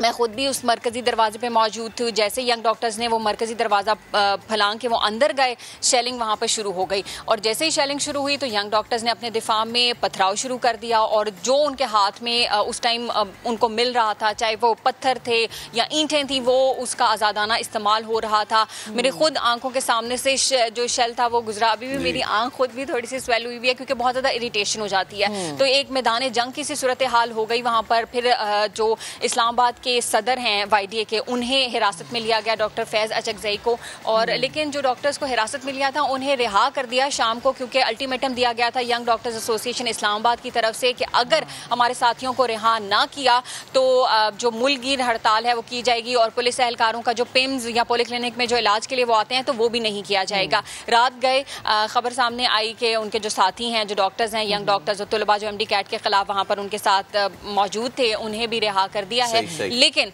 जो यंग डॉक्टर्स एसोसिएशन है उन्होंने कहा है कि आज जो है वो मुल्क में ओपीडीज बंद रहेंगी। पिम्स की हम बात करें तो इस्लामाबाद का सबसे बड़ा सरकारी अस्पताल है, वहाँ पर मरीजों को शदीद मुश्किलात का सामना है। कोविड की वजह से पहले ही ओपीडीज बंद थी, अब अल्लाह अल्लाह करके ओपीडीज खुली थी, तो ये तसादुम हुआ कल पुलिस और यंग डॉक्टर्स के दरमियान, और आज से फिर ओपीडीज जो है वो बंद कर दी गई हैं। तो ये जो सूरत हाल है बहुत, कल आप इसको कवर करते रहे हैं, तो पहले तो कुडोज टू यू कि ऐसी सिचुएशन में भी आप कवर करती रहीं और शेल भी आते रहे, वी विल वॉचिंग कि आप पूरे कॉन्फ्लिक्ट एरिया में मौजूद रहीं आप और आपकी टीम भी।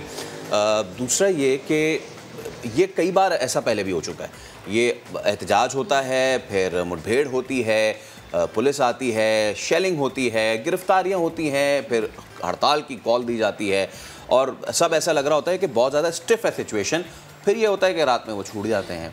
कोई मैकेनिज़्म जो YDA है वो अभी तक सेट नहीं कर पाई है कि अगर उन्हें कोई प्रोटेस्ट रिकॉर्ड कराना है, कोई इस तरह की चीज़ करनी है, तो बार बार वो यही होता है, बार बार गिरफ्तारियां और बार बार ये चीज़ हवा में तहलील हो जाती है। आपकी इनसे बात हुई है, क्या कहते हैं ये हर बार इसी तरीके का प्रोटेस्ट करेंगे कि इलाज नहीं करने, ढींगा मुश्ती ही मचानी है सड़क पे और इसी तरीके से डंडे लाठियाँ चलने? अच्छा फैसल, होता कुछ इस तरह से है कि हमारी जो YDA है ये वो डॉक्टर्स हैं जिन्होंने अब NLE नहीं देना, ये इजहारी यकजहती के लिए वहाँ पर आते हैं, लेकिन सिचुएशन चूँकि इस कदर नाखुशगवार हो गई तो जो डॉक्टर्स हैं उन्होंने, यंग डॉक्टर्स, उन्होंने आज हड़ताल की कॉल दे दी है। ये वो लोग हैं जो अभी भी MBBS करके आते हैं, उन्होंने NLE देना है और उसके बाद उनको लाइसेंस मिलेगा। पहले चूँकि PMC नहीं था, PMDC था, वो तहलील हुआ, उसके बाद PMC बना, तो 3 सालों से ये जो एक अजीब सी PMC और PMDC के बीच में जो डॉक्टर्स फंसे हुए हैं, ये बहुत ही मुश्किलात का जो है ना वो सामना करना पड़ रहा है। हमारे जो तुलबा हैं उन्हें भी, कल फवाद चौधरी साहब ने भी कहा कि यहाँ हमारे मुल्क में बहुत आसान हो गया था डॉक्टर्स बनना, तो एक प्रॉपर मैकेनिज्म होना चाहिए। जिस तरह से कल एक बहुत ही अजीब सी बात भी देखने में आई कि जो PMC के सदर हैं और नायब सदर हैं उनकी तरफ से कोई भी मौक़िफ़ नहीं दिया गया। PMC को हमने भी रब्ता करने की कोशिश की तो उन्होंने कहा कि हम इस मामले पर कोई बात नहीं करना चाहते, और PMC के बाहर आए रोज़ एहतजाज होते हैं, चाहे वो MD कैट बिल्कुल, चाहे हम ये वो तो पहली दफा NLE हो, जितनी भी पॉलिसीज हर दफा जब भी एहतजाज होते हैं, ऐसे शेलिंग होती है, फिर गिरफ्तारियां आती हैं, लाठी, आप अपना ख्याल रखिएगा जब आप फील्ड में मौजूद तो होती हैं, यकीनन एक बहुत बड़ी जिम्मेदारी है ये भी। बेहद शुक्रिया, आप हमारे साथ मौजूद थी, अपडेट करी थी। अभी फैसल एक ब्रेक लेते हैं, एक ब्रेक लेंगे और ब्रेक के उस पर हाजिर होंगे तो आपको बताएंगे कि कौमी खेल के फरोग के लिए क्या किया जा रहा है।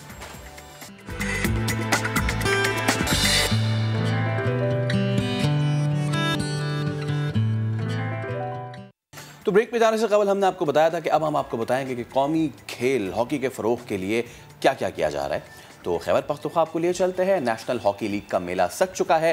इंटरनेशनल खिलाड़ियों पर मुश्तमिल 8 टीम्स फतह के लिए फील्ड में है। मुल्क की तारीख की सबसे बड़ी ये हॉकी लीग है जो लाला अयूब हॉकी स्टेडियम पेशावर में जारी है। बिल्कुल, और इस इवेंट से मुताल्लिक मजीद जानने के लिए हमने राबता किया है DG स्पोर्ट्स खैबर पख्तूनख्वा असफंतियार खटक साहब ने हमें ज्वाइन किया। असफन साहब, बेहद शुक्रिया वक्त देने के लिए। Good morning. Good morning. Khyber Pakhtunkhwa को पहली खेलों की पॉलिसी बनाने का एजाज़ हासिल है और अब पहली हॉकी लीग मुनक्किद करने का एजाज़ हासिल भी हो गया है। ये लीग का ख्याल आया कैसे? जी बिल्कुल, आप जैसे सारी कौम को पता है कि टोक्यो ओलंपिक्स में पाकिस्तान की परफॉर्मेंस जो है वो कुछ अच्छी नहीं रही और हम हॉकी एक ऐसा गेम था जिसमें हम क्वालिफाई कर जाते थे ओलंपिक्स में। फिर प्राइम मिनिस्टर साहब ने चूँकि इसका नोटिस लिया और सारे सूबों को डायरेक्शंस दी गई कि आप हॉकी जिसमें हमारा पोटेंशियल है, लोकल प्लेयर्स अवेलेबल हैं, तो उस पर फोकस किया जाए और साथ में स्क्वाश पे। हॉकी लीग हमारा एक, आपको ये भी पता होगा कि हम तकरीबन इस गवर्नमेंट में हम 7 टर्फे जो हैं, हॉकी टर्फ जो हैं वो मुख्तलिफ अजला में लगा चुके हैं।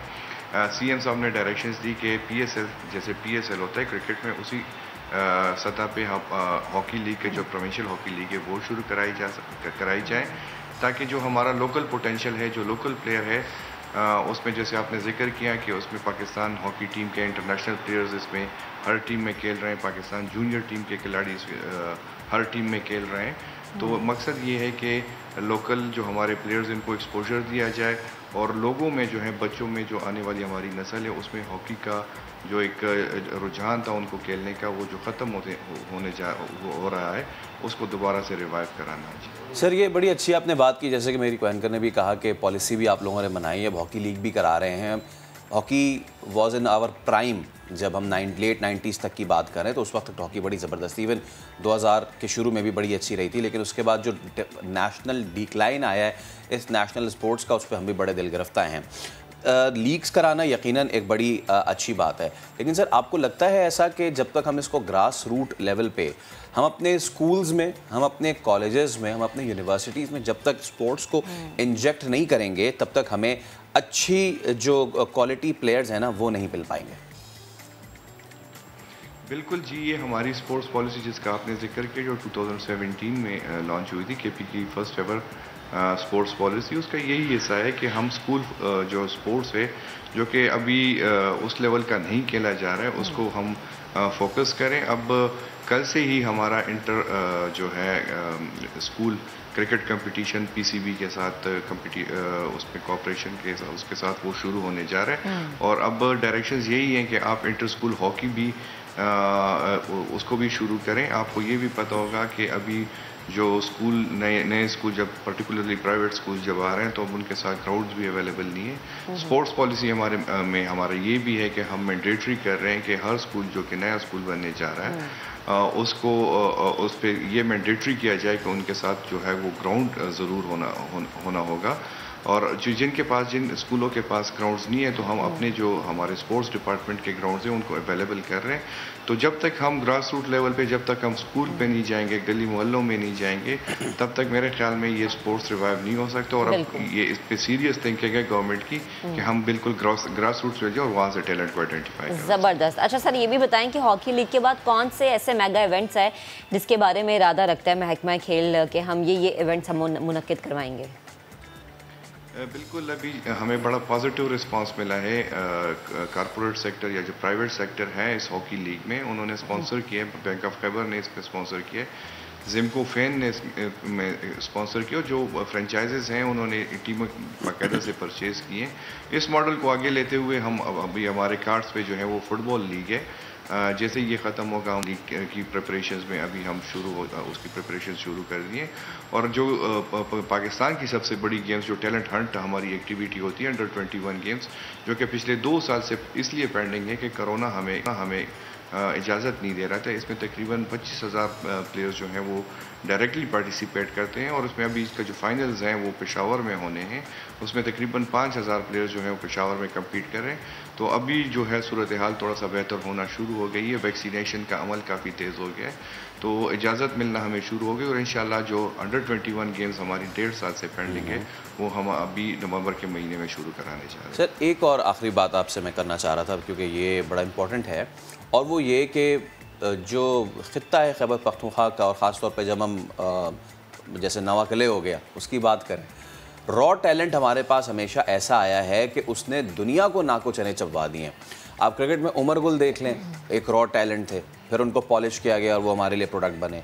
उससे पहले जानशेर खान को देख लें, वो एक रॉ टैलेंट थे, उनको पॉलिश किया। और जहांगीर खान, ये एक पूरी लेगेसी है, वो मतलब स्पोर्ट्समैन ऑफ द मिलेनियम जिसको आप कह लें। और जब तक हम इंटरनेशनल कम्पीट नहीं करते तब तक हमें जाहिर सी बात है दुनिया के कंपटीशन लेवल का भी अंदाज़ा नहीं होता। जिस तरह कोविड आया और इस तरह से हमारे यहाँ खेलों में बहुत डिक्लाइन आया, इंटरनेशनल टीम्स आपको पता है कि नहीं आते हमारी तरफ, और अगर आते भी हैं तो क्या उनके साथ साजबाज हुआ रिसेंटली भी, वो भी आपके सामने। तो आगे आने वाले दिनों में क्या आप लोगों की ऐसी पॉलिसी है कि अगर टीम्स नहीं आती तो हम अपने बच्चों को बाहर भेजें, इस तरह के रॉ टैलेंट को हम बाहर भेजें, वो दुनिया से कम्पीट करके आएँ तो उन्हें अंदाज़ा हो कि जी वो कितने पानी में है? जी बिल्कुल, आपने बड़ी सही वैलिड पॉइंट आपने उठाया है, और उसमें हमारी तो केपी गवर्नमेंट इसको बड़ा सीरियस ले रही है। और पिछले 3 साल से हम अपने बच्चों को, अगर फेडरेशन उसको फाइनेंस नहीं कर पा रही है तो हम खुद केपी गवर्नमेंट अपने बच्चों को फाइनेंस करा के बाहर के इवेंट में भेज रही है। पिछले दिन में हमने टेबल टेनिस के जो हमारे प्लेयर्स हैं उनको हमने बाहर भेजा। अभी आपको ये सुन के खुशी होगी कि नवा किले जिसे आपने जिक्र किया स्क्वाश की, हम जो है स्कूलों में हमने अभी स्क्वाश कोर्ट बनाना शुरू कर दिए। नवा किले के स्कूल में हमने स्क्वाश कोर्ट बनाया है, और अभी जो केपी के 3 बच्चे हैं जिसको हमने आइडेंटिफाई किया उसका टैलेंट हंट प्रोग्राम में, हुरैरा हैं, महविश है, उन सब उमेर है, ये 3 बच्चे अंडर 13 के हों, और अब ये US जूनियर चैम्पियनशिप अंडर 15 जो हो रही है उसमें स्क्वॉश में ये 3 बच्चे पाकिस्तान को रिप्रेजेंट करेंगे। इनकी और इनके सारे एक्सपेंसेस जो है ये हमने बैंक ऑफ खैबर के साथ कोलैबोरेशन में ये प्रोग्राम किया था। ये तीनों बच्चे बाहर जा रहे हैं। इसी तरह ताइक्वांडो के प्लेयर्स जो हैं ईरान में एक इवेंट हो रहा है और गवर्नमेंट ऑफ KP ही उसको स्पॉन्सर कर रहा है, वो बच्चे बाहर जा रहे हैं। इस तरह मैक्सिको में इवेंट हो रहा है ताइक्वांडो का, उसमें बच्चे हमारे बाहर जा रहे हैं। तो जिन बच्चों की पोटेंशियल है फेडरेशन उनको रिकमेंड कर और फिर उनको आगे भी लेके आ रही है, और मेरे ख्याल से हुकूमत का यही काम होता है कि आप अपने टैलेंट को आगे लेके आएँ ताकि आप मुल्क का नाम रोशन करने में उनकी मदद कर सके। बेहद शुक्रिया सर, आप गुफ्तगू कर रहे थे हमारे साथ। ये बड़ी अच्छी बात है कि हम देख रहे हैं कि खैबर पख्तूनख्वा जगह पर स्पोर्ट्स को इतनी ज़्यादा अहमियत दी जा रही है। हमेशा से वो खित्ता बड़ा जरखेज़ रहा है कि ज़रा नम हो ये मिट्टी, बड़ी जरखेज़ है साथी, है ना। एक ब्रेक लेते हैं, ब्रेक के बाद वापस आएंगे, हमारे साथ रहिएगा। एक और टैलेंट से मिलवाएंगे।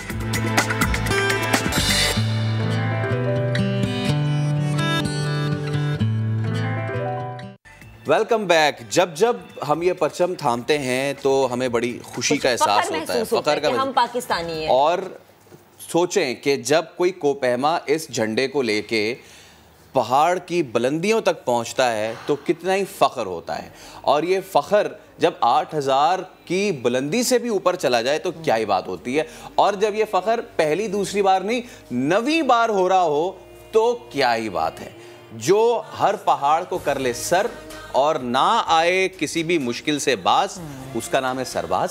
सरबाज खान कोपहमा पाकिस्तानी नेपाल में दुनिया की 9 बुलंद तरीन चोटियां सर करने वाले पहले पाकिस्तानी बन गए हैं। आगे उनके पास 5 पीक्स और रह गई हैं। नेपाल की माउंट धौलागिरी चोटी भी उन्होंने सर कर ली है। सरबाज ने कामयाबी से दुनिया की 9 चोटियां जो 8000 मीटर से ज़ायद हैं वो उन्होंने समिट उनका कर लिया है। तो सरबाज हमारे साथ मौजूद हैं। सरबाज भाई अस्सलाम वालेकुम, गुड मॉर्निंग। एक बार फिर आपको बहुत बहुत बहुत मुबारक हो। क्या ज़बरदस्त सफ़र है सर आपका। जब आपसे हुंजा में मुलाकात हुई थी आपने कहा था कि यार मैं पहले गशोपरा 1-2 और उसके बाद धौलागिरी करूँगा। जो कहते जा रहे हैं अल्लाह के फजल व करम से वो सच साबित होता जा रहा है। कैसा रहा सफ़र धौलागिरी का, सबसे पहले तो ये बताएँ। वालेकुम अस्सलाम। बिल्कुल ज़बरदस्त मेरा ये साल ख़ासकर 2021 to 2021, क्योंकि यहाँ पे इस साल मैंने तकरीबन दुनिया के 4 अबाउट 1000 मीटर की पीस मैं सबमिट कर चुका। तो एक्सपीरियंस बहुत बढ़िया रहा, क्योंकि यहाँ पे मैं एज ए फिक्सर रो फिक्सर भी था और इस मुहिम के दौरान और ये मेरे लिए ख़ास बात ये थी कि पाकिस्तान क्लाइंबिंग कम्युनिटी एक स्टेप आगे जा रही थी। तो अल्हम्दुलिल्लाह पाकिस्तान कौम की दुआओं की फ़ैल मुझे ये कामयाबी मिली।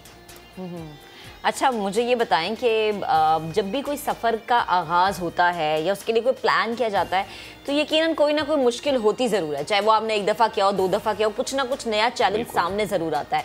तो ये इस दफ़ा कौन सा नया चैलेंज था जो आपने फेस किया? नया चैलेंज मेरे लिए ये था कि ये पीक अभी तक किसी पाकिस्तानी ने सबमिट नहीं की थी, और ये मेरे लिए दूसरा तो ये ऑटम सीज़न था। यहाँ पे ऑटम में बहुत ज़्यादा ठंड होती है, और जब हम बेस कैंप पहुँचे तो लगातार तकरीबन हफ्ता बर्फ़बारी हुई और फ्रेश स्नो की वजह से हमें रास्ता बनाने में ज़्यादा दिक्कत हुई। और बहरहाल हम कोई 7-8 फिक्सिंग टीम, जिसमें 7 नेपाली शेरपा और मैं पाकिस्तान को रिप्रेजेंट कर रहा था फिक्सिंग में। तो बहुत काबिल और बहुत टेक्निकल क्लाइंबर्स होते हैं शेरपा, तो उनके साथ मिलके हमने कदम जुई की और एक नहीं बल्कि 2 दफ़ा हमने सबमिट अटेम्प्ट की। पहले अटेम्प्ट पे हम जा रहे थे कि 7 पे हमें वहाँ से आगे जाने का कोई वो नहीं हुआ, क्योंकि डीप स्नो की वजह से तकरीबन 4 फीट फ्रेश स्नो पड़ी थी। तो फिर दोबारा हमने 4-5 और शेरपास को मिला के वहाँ से मैन पावर लेके हमने अगले दिन फिर समिट का प्लान बनाया और अल्हम्दुलिल्लाह सक्सेस हुई। सरबाज भाई, कितने दिन लगे आपको समिट करने में, यानी कि पीक पे पहुँचने पे और वापस रिटर्न होने में? तकरीबन 1 महीने का ये एक्सपेडिशन थी, लेकिन ये लगे हमें एक रोटेशन हमारा अपना बॉडी को यानी क्लाइमेटाइज मौसम पजीराई के साथ साथ तकरीबन 25 डेज लगे। 25 दिन लगे आपके। अच्छा, 25 दिन बिल्कुल। राकापोशी, K2, नागा पर्वत, उसके बाद आपके माउंट एवरेस्ट और गशपुरा 1, गशपुरा 2 और अब ये धौलागिरी। 9 हो गई हैं सरवाज भाई। जब मेरी आपसे बात हुई थी तो उस वक्त 7 की थी आपने, ठीक है ना। अब हो गई हैं 9, आगे रह गई है 5, जो कि आपका जो समिट 14 है मिशन, उसको कंप्लीट करने में पहले पाकिस्तानी होंगे आप, जो कि 8000 मीटर से बुलंद जितनी भी चोटियां हैं उसको कवर करेंगे। दुनिया में ऐसा पहले हुआ है कि किसी बंदे ने सारी 8000 के ऊपर वाली जो हैं पीक्स वो की हैं? बिल्कुल बिल्कुल, दुनिया के तकरीबन 40 प्लस है, 40 to 45 है जिन्होंने इस मुहिम को अबूर किया है, 14 मिशन को। उनमें से काफ़ी तकरीबन यानी 20-22 ऐसे हैं जिन्होंने विदाउट सप्लीमेंट्री ऑक्सीजन और विदाउट शेरपा किया है। तो मेरा मिशन है कि मैं विदाउट सप्लीमेंट्री, अभी तक मैंने दुनिया के 7 पीक्स विदाउट सप्लीमेंट्री ऑक्सीजन और विदाउट शेरपा मैं कर चुका हूँ। बाकी दो में मुझे फ्रॉस्ट बाइट की वजह से मुझे एवरेस्ट और अन्नपूर्णा पे मुझे ऑक्सीजन आखिरी चोटी के करीब मुझे इस्तेमाल करना पड़ा। लेकिन इंशाल्लाह मैं अगले आने वाले वक्त में जहाँ पे भी मुझे टाइम मिलता है तो मैं दोबारा उनको विदाउट सप्लीमेंट्री ऑक्सीजन मैं उनको करना चाहता हूँ। अच्छा, ये आपने बड़ी ज़बरदस्त बात बताई कि जितनी रह गई हैं अब वो आपने करनी है और माशाल्लाह पहले पाकिस्तानी होंगे और ये हमारा प्राइड होगा। सरबाज भाई, मैं आपसे ये जानना चाह रहा था कि हम बार बार ये बताते रहते हैं अपने शो में कि जी जब ऐसी कोई चीज़ होती है तो हाई एल्टीट्यूड सिकनेस हो जाती है, फ्रॉस्ट बाइट हो जाती है। कहने में ये बड़ा आसान लगता है, जिसको होती है ना ये उसको अंदाज़ा होता है इसका। तो क्या फ्रॉस्ट बाइट का कोई क्योर है? जिस वक्त आपको ये हो रहा होता है, जब आप क्लाइंब कर रहे होते हैं और अगर आपको पता चल जाए कि मुझे ये हो रहा है, इस तरह की बीमारी आपको उस वक्त रोकती है या फिर आप उस वक्त किसी न किसी तरह करके ऊपर चले जाते हैं और वापस आके इसकी क्योर होती है, ये बताइए। बिल्कुल, ज़्यादातर फ्रॉस्ट बाइट का ज़्यादा खदशा इस वक्त होता है जब आप बग़ैर ऑक्सीजन के जा रहे हैं, बग़ैर विदाउट सप्लीमेंट्री ऑक्सीजन के, क्योंकि ऑलरेडी 7,200 के से ऊपर का जो हाइट होती है उसको हम डेथ जोन कहते हैं। वहाँ पे अगर आपको सी लेवल पे आपको 80 to 85% ऑक्सीजन मिलता है तो वहाँ पे आपको बिल्कुल 20 to 22 ज़्यादा से ज़्यादा 25% आपको ऑक्सीजन मिलता है। तो इसकी वजह से आपका टो और ज़्यादातर हाथ की अंगुलियाँ फ्रॉस्ट बाइट होने का ज़्यादा चांस होता है। तो बिल्कुल पता चलता है जब हवा ज़्यादा चलती है और जब आप उस डेथ जोन में जा रहे होते हैं तो आपको बिल्कुल महसूस होता है कि आपका जो पाँव में खासकर टो और हाथ में आपका ब्लड सर्कुलेशन रुक जाती है, सेल्स रुक जाते हैं और फ्रॉस्ट बाइट का शिकार हो जाते हैं। सही। तो सरबाज, आप तो बहुत सारे लोगों के लिए और हमारे लिए तो आप फ़ख्र हैं, बहुत सारे लोगों के लिए आप स्टार भी हैं और मुझे लगता है शायद सीखने के लिए मिसाली किरदार भी हैं। पाकिस्तान में माउंटेन क्लाइंबिंग का फ्यूचर आप कैसा देखते हैं? अभी तक तो मुझे कोई ऐसा नज़र नहीं आ रहा, क्योंकि अगर कोई नया बंदा आना भी चाहता है तो हम उसको रिक्वेस्ट भी करते हैं तो आप आ जाएं, इस फील्ड में आ जाएं। वो तो कहता है कि आप लोगों का क्या हुआ जो हम आ जाएंगे और इस फील्ड में काम करेंगे। लेकिन हमें ज़रूरत इस बात की है कि हमारे पास इतना अच्छे पहाड़, तकरीबन 8000 से ऊपर 5 पहाड़ और 7000 के जितने दुनिया में नहीं है इतने हमारे पास है पहाड़ है। तो इसमें हम इनिशियल और बेसिक वो ट्रेनिंग वगैरह सिखा के हम काम करें तो टूरिज्म दुनिया के जिस तरह नेपाल में और दूसरे ममालिक में हमारे पास भी हो सकती हम है, काम कर सकते हैं। बिल्कुल सरबाज भाई, इंशाल्लाह आपसे मुलाकात होती है आपके अपने होम विलेज में। तो ये हमारा टैलेंट है जो कि पूरी दुनिया में, जिसको कहते हैं ना सर चढ़ के बोलना और एक होता है पहाड़ चढ़ के बोलना, हमारा टैलेंट पहाड़ चढ़ के बोल रहा है। तो चलें जी, हमारा प्रोग्राम अपना इख्तिताम को पहुंचा। कल आपसे फिर से मुलाकात करेंगे बहुत सारी खबरों के साथ। अपना बहुत सा ख्याल रखें, मास्क लगाएं और डेंगू से भी बचें। अल्लाह हाफ़िज़।